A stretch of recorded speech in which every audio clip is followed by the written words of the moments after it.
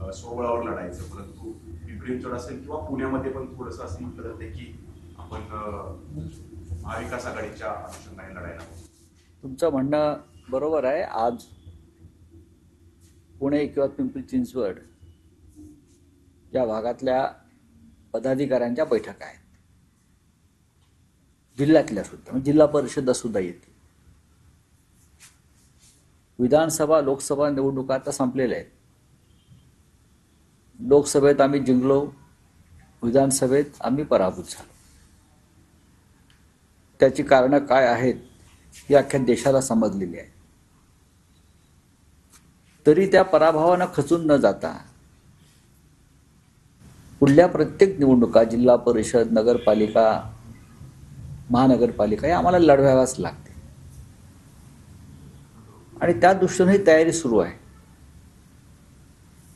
जो स्वबळाचा नारा दिलाय असं आपण म्हणता, याचा अर्थ महाविकास आघाडी जी आमची आहे 3 प्रमुख पक्षांची आणि त्याच्यामध्ये इतर अन्य घटक पक्ष आहेत, ती महाविकास आघाडी संपली, महाविकास आघाडी तुटली असा त्याचा अर्थ काढता येणार नाही.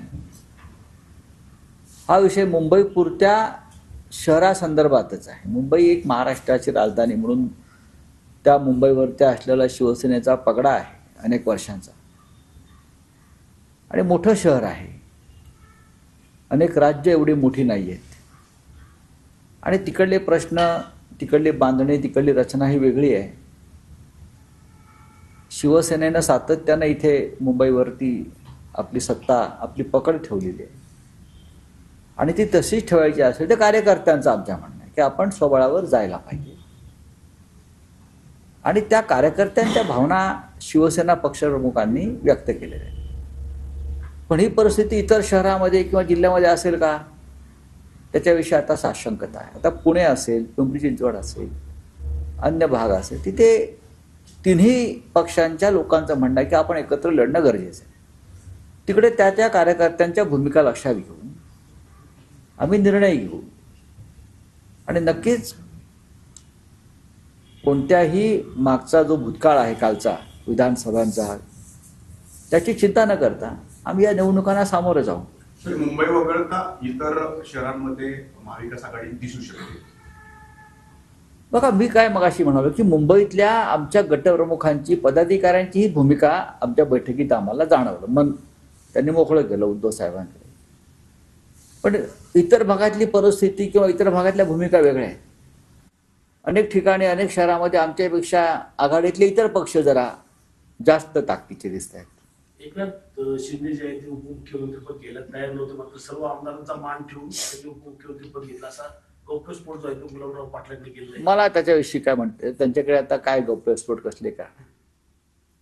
आता देवेंद्रजी फडणवीस हे जेव्हा मुख्यमंत्र्यांची उपमुख्यमंत्री झाले तेव्हा त्यांनी त्यांच्या हायकमांडचा मान राखला. हायकमांडने त्यांना सूचना दिल्या की तुम्हाला ते पद स्वीकारावं लागेल, काही करून सत्तेत राहायचं, ही या सगळ्यांची एक भूमिका आहे. एकनाथ शिंदे हे मुख्यमंत्री होते, त्यांच्या नेतृत्वाखाली निवडणूक लढली गेली आणि त्यांना असं म्हणतात की त्यांना 2024 सालीही आपण मुख्यमंत्री राहाल निवडणुकानंतर असंही सांगण्यात आलं होतं. तरी ते मुख्यमंत्री झाले नाहीत. मग कार्यकर्त्यांचा मान राखण्याचा प्रश्न येतोय कुठे. तुम्हाला भारतीय जनता पक्ष जे तुमचं हायकमांड आहे, यांचा हायकमांड कोण आहे? भारतीय जनता पक्ष आहे. दिल्ली त्याने आदेश दिला तर मला स्वीकारावं लागलं. याच्यामध्ये ह्याचा मान राखला, त्याचा मान राखला हे म्हणणं हे तर्कसंगत नाही. देवेंद्र फडणवीस साहेबांनी त्यांच्या हायकमांडचा मान राखला, त्याच हायकमांडचा आदेश एकनाथ शिंदे यांना पाळावा लागला. त्यांनी जर उपमुख्यमंत्री पद स्वीकारलं नसतं तर त्यांनी काय केलं असतं? काय केलं का? त्याचे पर्याय काय होते? त्यांच्याकडे कोणताही पर्याय नव्हता. आपली कातडी वाचवण्यासाठी, आपल्यावरचे खटले थांबवण्यासाठी किंवा पुढे जो त्रास होणार आहे तो होऊ नये यासाठी त्यांना सरकारमध्ये जाणं, याशिवाय दुसरा पर्यायच नव्हता. ते गेले. त्यांचा प्रश्न आहे, त्यांचं राजकारण आहे.